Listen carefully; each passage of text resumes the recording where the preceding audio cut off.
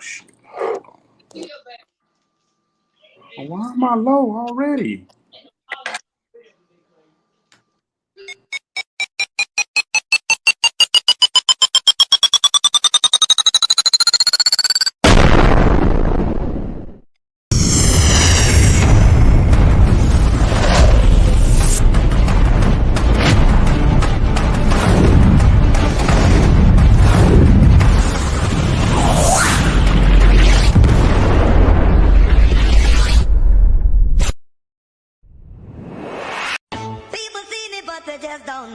What I told you, Cutter. People seen it, but they just don't know.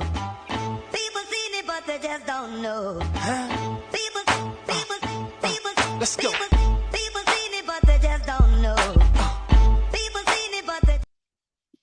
What's going on? What's going on? It's your boy Icon.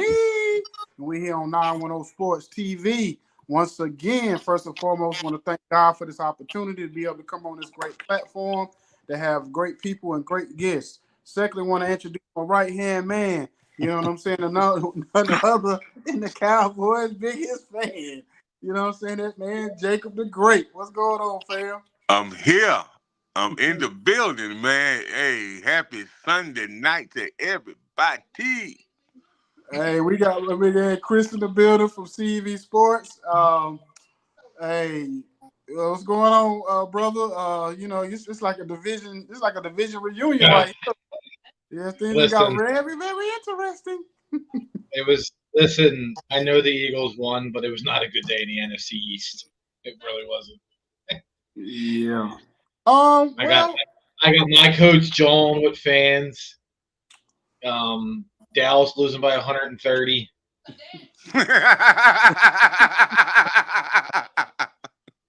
And Washington being Washington, man. Like, listen, I thought Jaden Daniels was the wrong. I thought Jaden Daniels was the wrong pick, and that kid is he's performing, man. No, I'm gonna say this. I don't think Washington was being Washington today, and I'm gonna tell you why, Chris. No, I just meant by losing.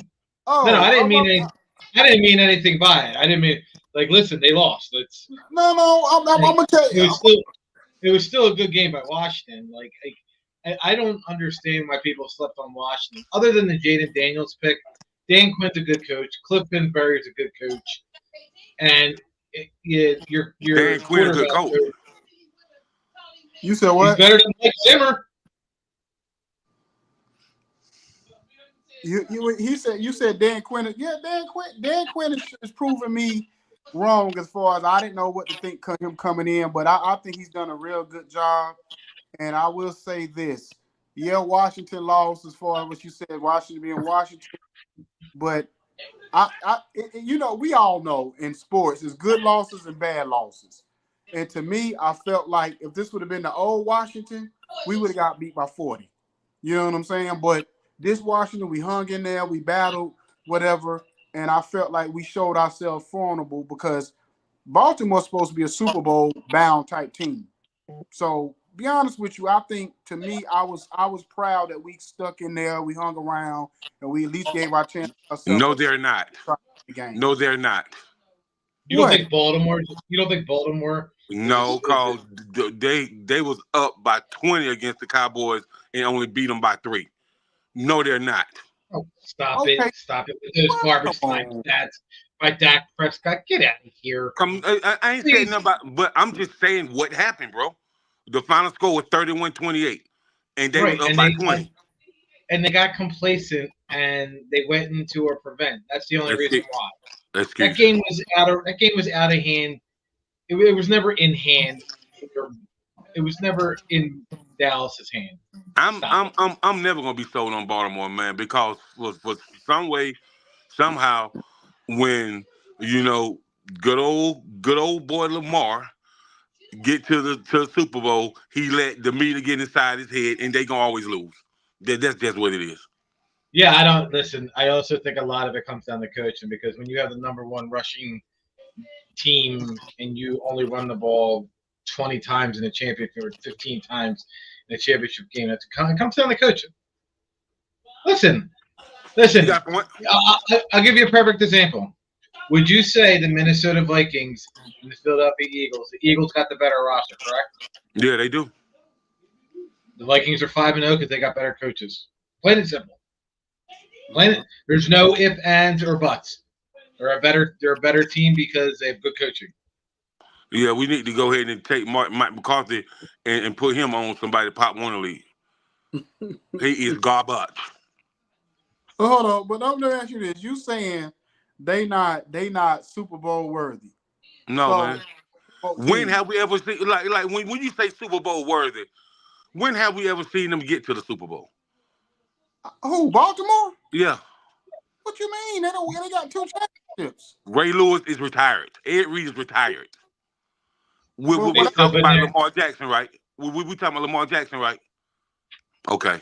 what I'm saying is if you look at the AFC landscape, you got the Chiefs, you have like the Houston Texans, and you have basically probably Baltimore is legit Super Bowl team. Cincinnati out of it. Cincinnati defense is garbage. So I don't see them. They might not even make the playoffs. But those are 3 teams I put at the top of the AFC is Kansas City, Baltimore, and I knew Buffalo was fraudulent. I knew that. Everybody was jumping on the Buffalo band. They always do. And I knew because Josh Allen is overrated. I've been said this, but you know what I'm saying? Well, you were saying it before everybody that he was overrated. And I don't know why they keep trying to put Josh Allen in this big category like he Tom Brady and Peyton Manning or something. Man, listen, man. Putting Josh Allen in that category is one thing, but putting Justin Herbert on this pedestal is a whole nother thing, man. They got Justin Herbert on the pedestal so high, man. Man, you would think he departed the Red Sea with Moses. Hey, so that's why I said those are my 3 teams though. You give me somebody else in the AFC beside the Baltimore. I'm just not sold on Baltimore, man, because every year, man, you know Lamar this, and he don't get it done, bro. Like it's like a kryptonite, and Mahomes is always gonna be his kryptonite. So and it don't look like Mahomes gonna retire no time soon. So I don't really think we gonna see, you know, oh boy, win a Super Bowl. Well, I mean, I put you like this. I'm with you as far as I don't bet against Patrick Mahomes. I just don't do it. You know what I'm saying? But at the same time, if it's anybody that I could see beating them, it would either be Baltimore or Houston. But the only thing that's really going to beat the Chiefs, to be honest with you, is injuries. These injuries are starting to pile up. At some point, it's going to catch up to them unless they go out and get a Devontae Adams or they go out and get somebody else because they can't keep relying on these receivers that they done picked up out of Publix. They can't keep relying on these receivers. They gotta go and get a couple of players that's gonna make a difference. Now let me say this too. Shout out to Aiden Hutchinson. You know what I'm saying? That was horrific he had today. He been balling, and I feel bad for the young man because he's been balling all season long. He's been balling for the last 2 seasons, to be honest with you. You know what I'm saying? So I feel bad for him. You know what I mean? So because as soon as This a campaign? what you mean? You know, you know, do you have an endorsement with Band-Aids? I got to put that over there just because. Nah, man. Shout out to Hutchinson, man. I hope he get a speedy recovery, man, because he's definitely a great athlete. Yeah, because as soon as he did it, they said he immediately said, "I think it's broke." Like he immediately knew he broke his leg as soon as he did it. He broke his tibia. It was like this. It Yeah, was like this, hanging. that's He's crazy. in Dallas now. They gave him emergency surgery, so that's how bad it was. So, So that might be 2 years. Tibia. That might That's be crazy. it's not good. It's not good, and it's that can be deflating for a team when your best defensive player Aiden Hutchinson goes out. Listen, Detroit. Listen, Campbell kept them in the game, and it was not a fun game to why watch. though? But Chris, let me ask you this: why would you keep them in the game and you're blowing out the Cowboys? I'm talking about you blow them out the water. The Cowboys look like they was playing soccer in Czech Republic. You talking about when Aiden got hurt? No, I mean he shouldn't even been in the game. Well, It was only the third quarter. Hold on, you just said 5 minutes ago that the Ravens and Cowboys That ain't got nothing to do with was this only game, a brother. 3-point game. They were blowing out the Cowboys. They were trying not to avoid it. But that Now, that ain't got nothing to do with this game right here. But what I'm saying, it absolutely does because it happened it- in the third quarter. It didn't happen in the fourth quarter with like 8 minutes left. It happened in the third quarter. Listen, you're not taking your best player out in the third quarter unless you're up by 60, and they weren't. And we know the garbage time stats that Dak Prescott gets. The Lions weren't letting it happen. But look, hold on, y'all, hold on real second. I'll be right back. We gotta take a quick commercial break and here on 910 Sports. Yeah.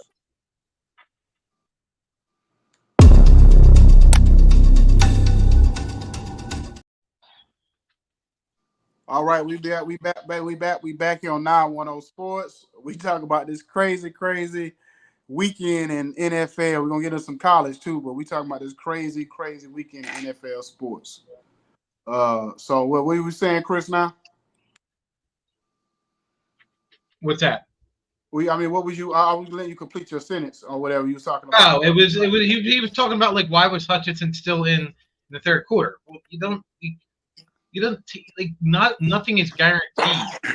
You go back a couple years ago when the Eagles played the Giants. They scored 4 touchdowns in 7 minutes. You go back to and again, I'm going to bring it up. You go back to garbage time stats. That Dak is able to pull up. Like you just brought up the Ravens game. They lost by 3.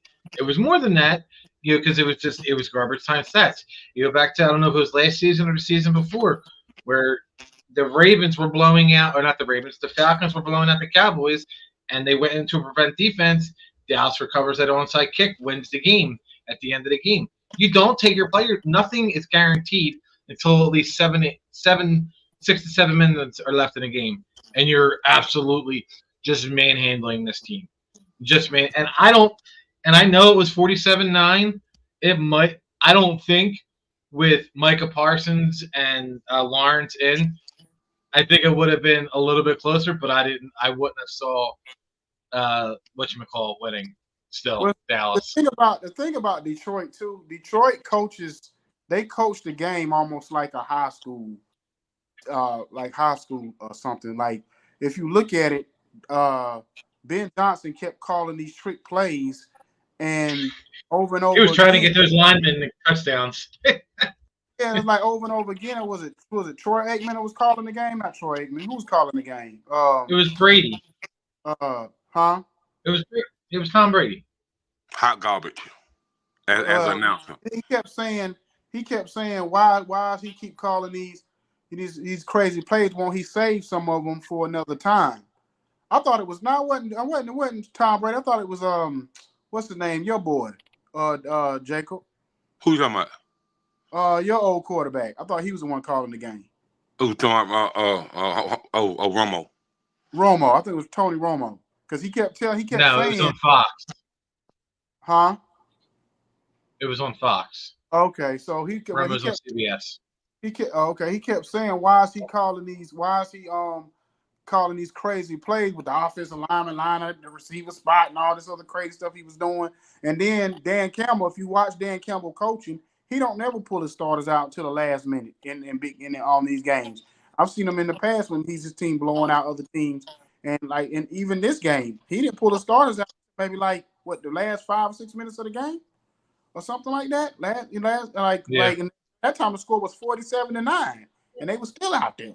You know what I mean, or whatever. So that's just the way Dan Campbell. He got an old school mentality. It's like, I guess if you're on my team, you're gonna play until the end. Dang near. So it's understandable, man. But ain't no way we're coming back from a 47-9 deficit, man. That's the only reason I say he shouldn't have been in there. You know what I mean? Because it was clearly a blowout, and the Cowboys didn't have no momentum or no progression to even come back and try to do anything. To be honest with you. Yeah. I mean, listen. As a Cowboys fan, you have to be irritated to sit there and say, "Hey, you know what?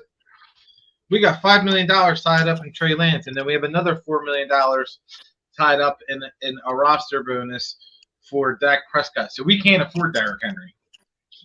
Mm-hmm. And he scored again. Yeah. But you know, like I know that Jerry always dropping the ball when it comes to getting somebody to improve the team, and that's a fact. And I don't even really think at this point. I don't think Derrick Henry is really the answer for them. I think it's just overall, it's one, and then I think overall on the offensive end, he might have helped a little bit on the offense because it's like CeeDee Lamb or bust with them on the offensive side. If CeeDee Lamb don't go for a $150 and 2 tubs, and they in trouble.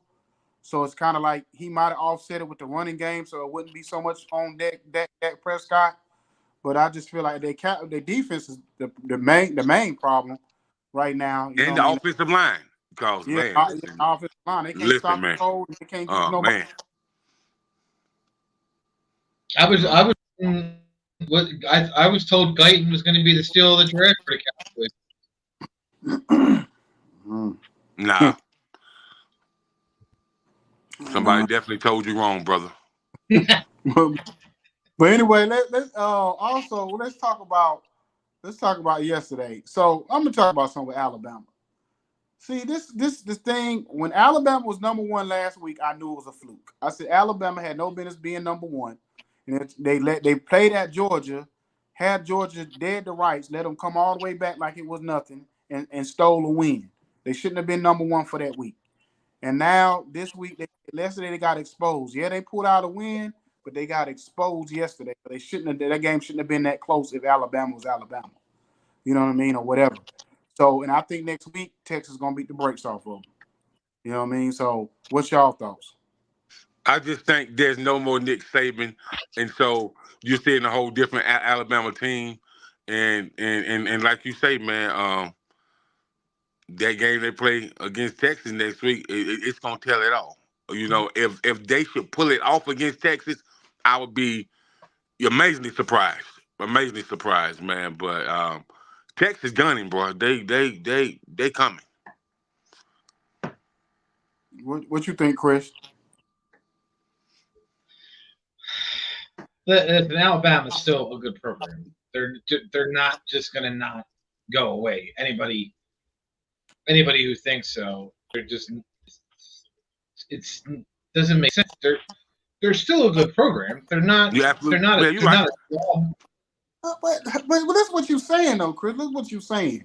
They're a good program. Alabama is not in a position of being a good program. They have to be great. They have to be phenomenal, especially now. All that pressure is on the new, what's his name, the new coach at Alabama. All the pressure's on him to continue that winning ways. You know how it is when your city is spoiled, like the Lakers, like the, you know what I mean, like the Cowboys were for back in the day. Once your team, your city is spoiled, they don't get unspoiled. You know what I'm saying? They don't care who the coach is. So at the end of the day, Alabama has to go back to being Alabama. And I told Jacob, they're And probably never going to go and back they to will. Alabama because And they will. I mean, listen. Alabama is a moneymaker for the NCAA. They're never going to not be out of the whatever it is now, the top 8 or top 12 for the playoffs. You know, if you want to talk about like who's a fraud with their rankings, it's Penn State. They haven't played anybody. Mm-hmm. Oh, Penn State's always a fraud. They always a fraud. Penn State is always a fraud along with Notre Dame. Like you talk about the them being third is a disgrace. I would have moved to Ohio State where Penn State is. Yeah. I call Penn State. I just don't. I mean, I don't know about that, Icon. What? Penn State is in the top 10, top 7 every year, man. So how can that be a fraud?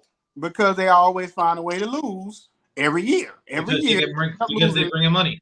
They end up losing 2 or 3 games and get knocked out of that. When have you ever seen Penn State make it to the Final Four? Why is Notre Dame always there? Because it's money. Penn State is a fraud. They're going to lose by 30 to Ohio State. They're going to do it. It's. Put it to you like this. Chris has got a good point. The main reason why they came up with the top 12 whole thing It's because these teams like Penn State, Notre Dame, Oklahoma, Texas, that always have a chance to get to the Final Four before and couldn't make it. Now, if you spend it to 12, now you can put all these money-making teams in that 12-team playoff and make some money off of them. Because, you know what I mean, that's the main reason why they did that, to make more money. You know what I mean? Because they knew, other than that, if we keep having this 4-team playoff, it's going to be a lot of money left on the table, because the thing that happened was nobody goes to these bowl games, these Cheeto Bowls and all that. Nobody goes to them games. You would look at them stadiums, and then most of the key players don't play in them. So they had to do something, because Not anymore. Your top players don't even play in the game no more. So when I'm going to go watch the game, I'm watching second and third stringers out there playing in like it's a spring game. But anyway, we'll be right back. We're going to take a quick break here on 910 Sports. Okay, we back here on 910 Sports TV. Yeah, but going back to my thing, that's the main reason why it happened. I got one for you. What's Say that? the playoffs happen. When the playoffs happen, Penn State's ranked higher. They're the home team, and they play Alabama. Who's the favorite? It's going to be Alabama. Doesn't matter. And Alabama will absolutely blow Penn State out of the water.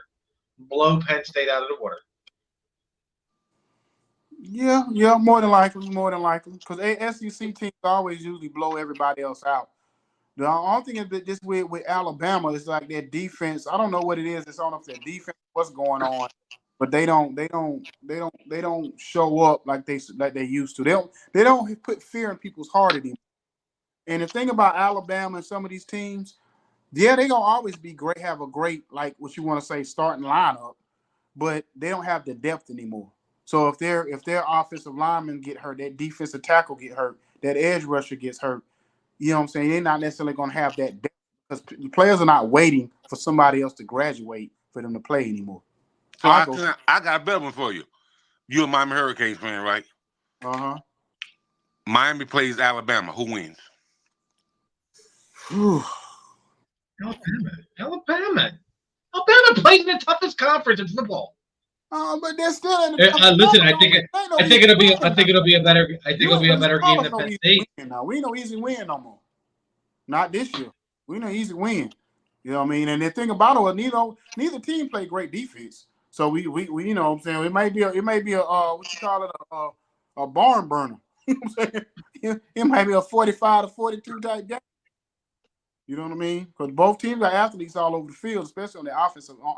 I mean, we got some great defensive players. Don't get me wrong, but we can't stop the running game. That's our problem. You know what I mean? We you know what I mean, or whatever. But that's our biggest issue, stopping the running game. But I'm not. But like you guys barely squeak out. You won, but you just squeaked out a win against California. Like they came back from 20 down. But Alabama. That's bad coaching. They lost to South. They almost lost to who was it yesterday? South Carolina. And they lost to Vanderbilt. Ain't beat nobody ever in history. You know what I'm saying? So you know what I mean. What is that?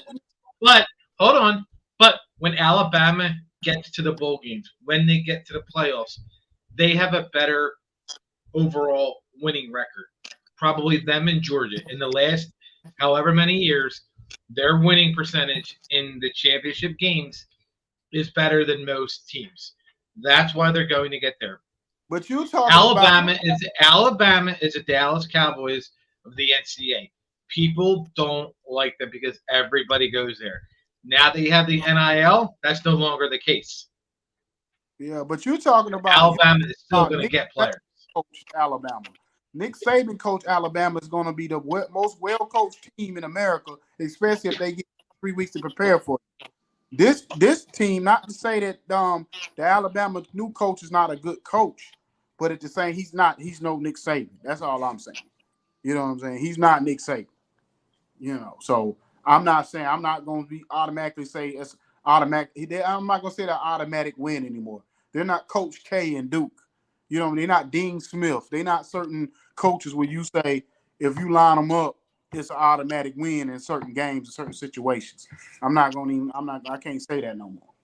You know what I mean? Well, on another note, Who think Burrow is garbage and he's done? No, Burrow not the problem. He's not the problem. That defense is the problem. I don't know, man. If you if you throw a frisbee at Joe Burrow, he hurt, man. He going to the hospital. You're Well, I gonna mean, say that when he just had a 47-yard touchdown run on 3rd and 18. Okay. but I said he's not the problem. That and Joe then Burrow is not a. they miss Joe Mixon. They miss Joe Mixon Can he bad. stay healthy though, Chris? What's that? Can he stay healthy? I, out of all the years he's been in the league, he's probably been healthy one full season. Well, He man, doesn't have that's an offensive line. His I mean, line that's true. stinks. Yeah, that too. And he missed Joe Mixon. I'm telling you, if you watch them play, he misses Joe Mixon. You know, because they have no running game. They like the Cowboys. They have no running game. You know, and they're putting too much on his shoulders and thinking that, okay, well, they're going to win by just throwing the ball to Higgins and Jamar Chase. But at the same time, you know, their defense making everybody, their defense making everybody look like the second coming of Joe Montana or whatever with their quarterbacks. I mean, like even Jaden Daniels, that was his coming out party. Not Jaden Daniels is going to be a great quarterback, but Jaden Daniels pretty much was toying with the Cincinnati defense. You know what I mean? You know, so that's their biggest issue. But because they're not going, they probably not even beat the Giants. If the Giants actually had a decent quarterback, they probably wouldn't be winning this game because of that. You know what I'm saying? But Listen, the Bengals, you know, that game against the Commanders, you know, it was well coached game by Washington because, you know, they let Jaden Daniels. He didn't do too much. You know, he threw 23 passes. He had 2 incompletions, which is insane. You know, the ball was out of his hands. He made decisions. But, you know, he had a couple times where he stood in the pocket against the Bengals in an all-out blitz, and they beat them. You know, it helps when you have – it helps. Listen, we all know Scary Terry is great. I think an underrated part of that game is having Zach Ertz there for him. It's a knockoff guy. oh yeah, definitely. And I can say this about Daniel, man, is he don't hold the ball in his hand for long at all, bro. Like that ball be out of his hand so fast, and I think that's what's gonna make him elite. Getting the ball out of his hands fast and accuracy. You know what I mean? He hitting his targets. You know what I mean? So you And know, he doesn't panic as a rookie either. He doesn't make the unnecessary bad throw that a lot of rookies make. You know what I mean? If you think about it, he's only had 3 or 4 interceptions all year long. Most rookies have had probably about 8, 9 interceptions at this point. And he's only had maybe about 3, I think, at the most, or whatever so far. Because early on, I was on Washington's like fan page, and everybody was like, "Oh, he's gonna be a running quarterback like RG3, blah blah blah." And I'm like, well, so y'all just want him to throw the ball when it's not there, or like until he feel comfortable. I would rather him scramble or throw the ball away. I don't want him throwing the ball. Now, what I didn't realize how strong he was, because when he's under pressure and how he breaks tackles or whatever, like Lamar Jackson or whatever, I was like, dang, this kid, he don't look. Everybody talking about his build, but you could tell he's way stronger than people think he is. You know what I mean? Yeah, so the only thing is he's got almost over 60 carries through 6 games this season. For me, for a rookie quarterback, that's a lot. He's taken too many hits. Yeah, you know, it'd be one thing if he had 63 carries and he had like 40 first downs. He's got 63 carries and 23 first downs. It's a decent ratio, but you know, if you keep giving this guy 10, 11, 12 carries in a game, the game's going to catch up to him. It just is. It's just the way the NFL is. It's Someone's going to catch up to him.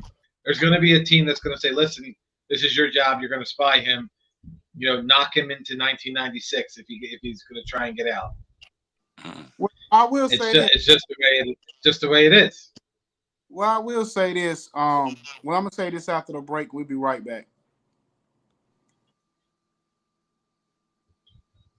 Okay, we back. We back here on 910 Sports TV.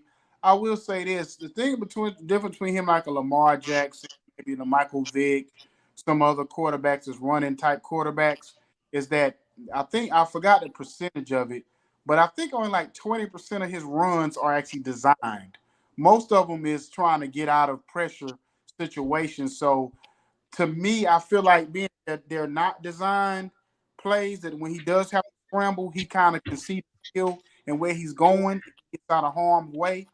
The one thing I'm glad he did start doing, because he wasn't doing it at the beginning of the season, he wasn't sliding.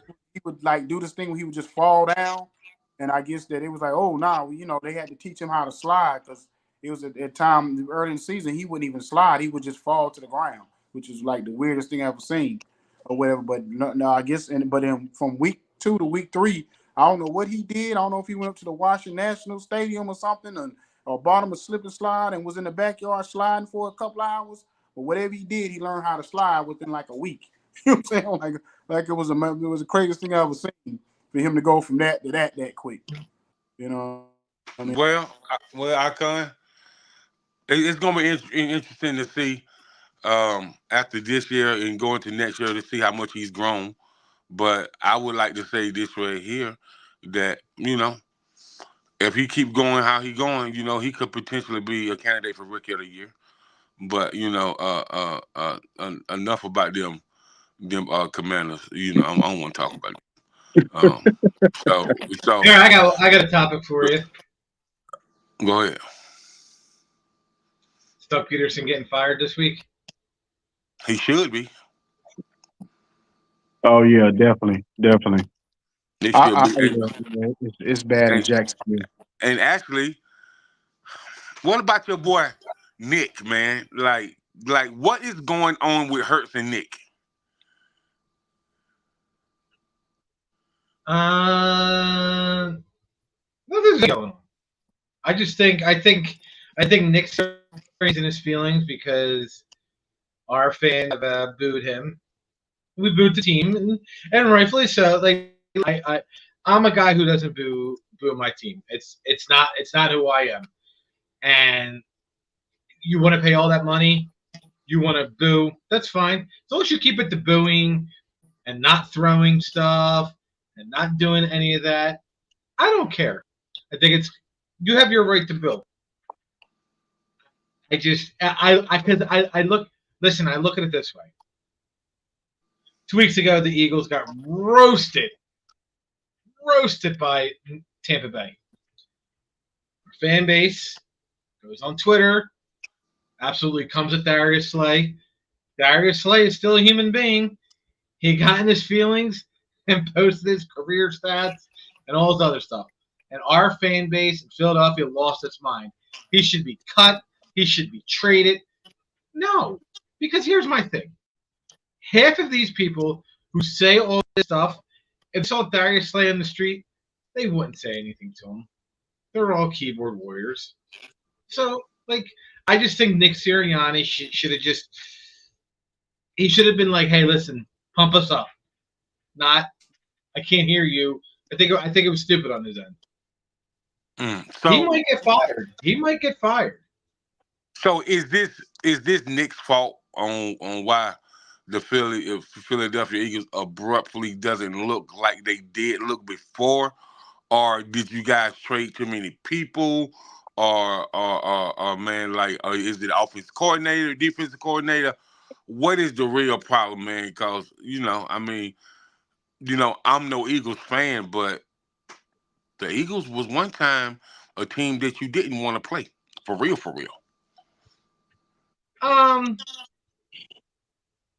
Listen, today's game isn't.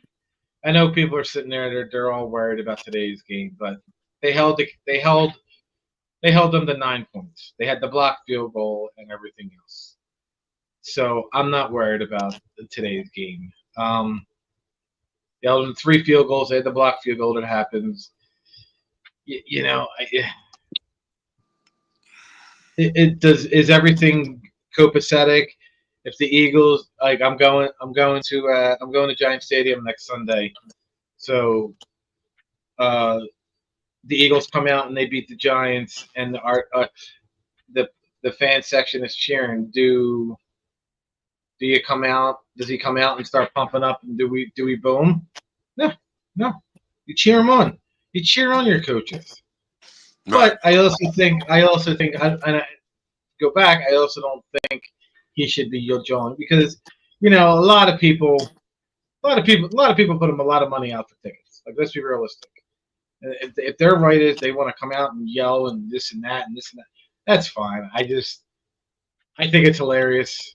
It's pointless. Sirianni's a clown, and if he doesn't right the ship in the coming weeks, But why you call him a clown though, Chris? Why you call him a clown, man? Because I just said he shouldn't have been arguing with the fans today.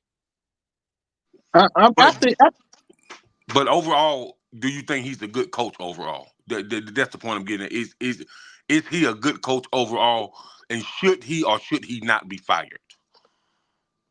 Like I can tell you quick that Mike McCarthy should have been fired a long time ago, man. He's a clown. He's a joke. He's not a good coach. He's worthless, and all he do is wear that tight ass ball cap. So you got 2 different scenarios. You got Mike McCarthy, who won a Super Bowl with Aaron Rodgers, and he didn't really do that much with Green Bay. Now, Mike McCarthy's at Dallas now. This is his 4th year. Yeah. 3 years 3 years he's been here. He's won 1 playoff game. Yeah. I mean, now hold on. Now you know what you have. I also think a lot of it when it comes to McCarthy, for some reason or another, Mike McCarthy's Dallas Cowboys are not a very good disciplined team. They get penalized a lot. You're right. Yeah. Now Sirianni's Eagles, they're not penalized, but if they come out, he's made the playoffs every year. If they come out this year, win 1 or 2 playoff games, are you going to fire him? You shouldn't. I don't think he should be fired. That's just my personal opinion. I'm gonna say about the Cowboys. The one thing about the Cowboys, what I don't understand is they're never ready for big games. That's definitely a Mike McCarthy problem. Never. Because they're never ready for big. Like today, I understand Cowboys got injuries all over the place, but at the end of the day, there's no way in an NFL game if you called yourself a formidable team, you should get beat 47-9 at home. You know what I mean? That's bad. So that to me tells me a lot. The thing with the Eagles, I just think Jalen Hurts is who he is, and I think they hyped him up too early, and he's more of a middle of a pack quarterback. They put him in the top 5 after that 1 year when he went to the Super Bowl, and I don't think he's on that level. You know what I mean? He's a good quarterback, but he's not top 5. He's just not. You know what I mean? I don't know how come. We gotta ask ourselves what changed from that year to now. We gotta look at the offensive line they had then, the running backs they had then, the secondary, the linebackers, the defensive side. We gotta ask ourselves what changed that's so drastic, because when certain things change, it make a quarterback not look great as they were at one time. But my thing is the Eagles and the 49ers go out and get everybody like they have unlimited money. So I don't understand how the Eagles are not good. Because they go out and get every year at the trade deadline, they go out and get everybody, them and the 49ers. So they have no excuse not to win. None. It really doesn't. And you know what's funny is you look at how good Jalen Hurts is when A.J. Brown and Devontae Smith are in the game. That's true. Like, jump balls are 90-10 with A.J. Brown, and he's fast and strong. and then on the crossing pattern with Devontae Smith today. Like they're so good. And like I said, they just gotta. And I also think a lot of it is. I think a lot of it is. I think Nick Sirianni interferes too much. Listen, I'll tell you right now. I coach a flag football team. Okay, I'm the head coach. I have an offensive coordinator. I have a defensive coordinator, and I have another assistant coach. I let the offense and the defense call the plays unless I see something that's not working, and I relay it in. That's you. If something's not working, you got to relay it in and keep hands off. You got to keep your sideline intact. Like just last week, Drake Greenlaw got into another sideline argument with Trey McBride for the Cardinals. Like Drake Greenlaw, that's 2 in 2 consecutive years. But your coach has to keep your sideline in check. And I mean, it seems like the sideline for the Eagles is pretty much intact and in check. So it's that's what his job is to do. He's got to lay off the Vic Fangio calls. He's got to lay off the the offensive calls. Let Kellen Moore call the plays. If there isn't plays happening, listen, this isn't working. We got to come up with something else. Like Saquon Barkley having 14 touches today or 16 total touches. Again, it's ridiculous. This guy should have 1,600 yards by the end of the year. Yeah, that's true. Well, we're gonna take one last break. We're gonna come back and wrap it up here on 910 Sports. Okay, we back. Yeah, I agree. Like Saquon Barkley, like the Eagles have way too much talent to be stagnant even today. Like I know Cleveland has a pretty good defense, but they should have been struggled the way they did against that team. So this is what listen. Their offense stinks. Cleveland's offense stinks. Cleveland's still got a good defense. They really do.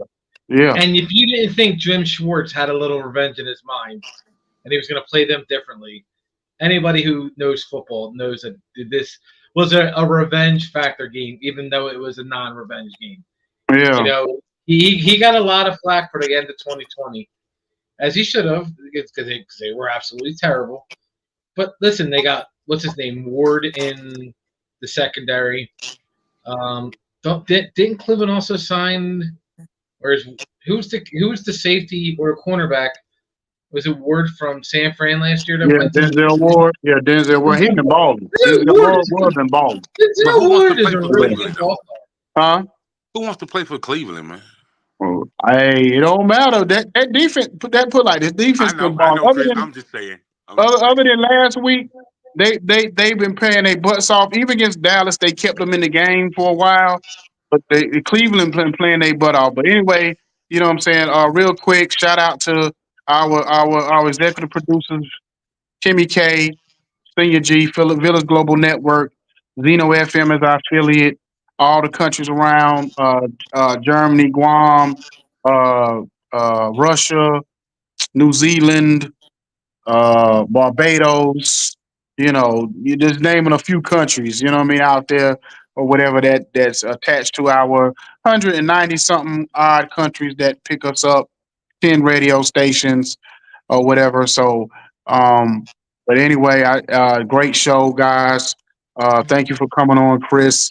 Y'all, everybody watch CV Sports with him and Eric. They talk a lot about the Philly, the baseball team, and the football, the baseball, and the hockey. Y'all even talk hockey a little bit, don't you? We do. I do want to bring up. I want to bring up two players, and I want you to describe it. Quinyon Mitchell and Cooper DeJean. You said describe them. Like, what do you like after 6 weeks? Like, we're in October. We're 6 weeks in. What are your thoughts? You said Quinyon Mitchell and who else? Cooper DeJean, number 30. They're Eagles players. They're corner. Oh, Cooper DeJean go hard. Okay. Yeah. I haven't watched him enough to speak on it, to be honest with you. I haven't watched him enough to speak on those two players. But now that you said it, I'm pay attention to those players a little bit more. But I know the names. I just haven't really watched them enough to speak on what I really think of them yet. But anyway, guys, thank y'all for coming on tonight, and y'all have a blessed night, and see y'all next time. Peace. Appreciate you, Chris. Peace.